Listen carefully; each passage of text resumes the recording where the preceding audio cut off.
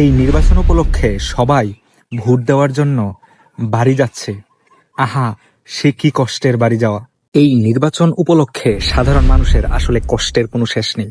বিকাশ থেকে টাকা তোলা যাচ্ছে না, বাস চলে না, সিএনজি অটোতে ডাবল 3 গুণ 4 গুণ বেশি ভাড়া। মানে কি একটা হুলস্থুল অবস্থা। অবস্থা খুবই খারাপ। আমার মতো যারা সিঙ্গেল বাড়ি যাচ্ছে তাদের জন্য কষ্ট একটু কম, কিন্তু যাদের বাচ্চা আছে, ছোট ছোট বাচ্চা নিয়ে ফ্যামিলি নিয়ে বাড়ি যাইতে হয়, তাদের এক ট্রেন ছাড়া দূর দূরান্তে যাওয়ার মতো এখন আর কোনো যানবাহন নাই। দেখছেন বাচ্চাটা কত জোরে কান্না করতেছে, কত ভিতরে কত গরম।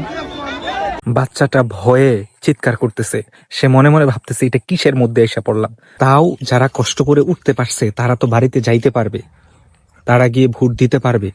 আর কত মানুষ স্টেশনে দাঁড়ায় রয়েছে, উঠতে পারতাছে না।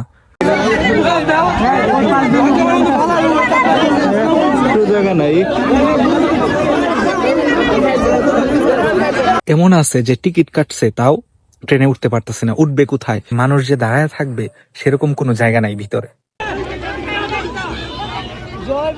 অনেক কষ্টের পর অবশেষে আমিও বাড়ি এসে পৌঁছালাম।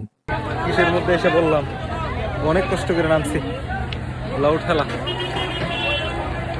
এত কষ্ট করে যারা বাড়ি যাচ্ছেন, নিজের টাকা পয়সা খরচা করে যারা বাড়ি যাচ্ছেন, তাদের এই মূল্যবান ভোটটা অবশ্যই নিজের পছন্দ মতো দিবেন।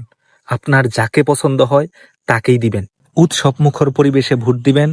ভোট দিয়ে সুন্দরভাবে সহি সালামতে বাড়ি চলে আসবেন। সবাইকে ধন্যবাদ, ভালো থাকবেন।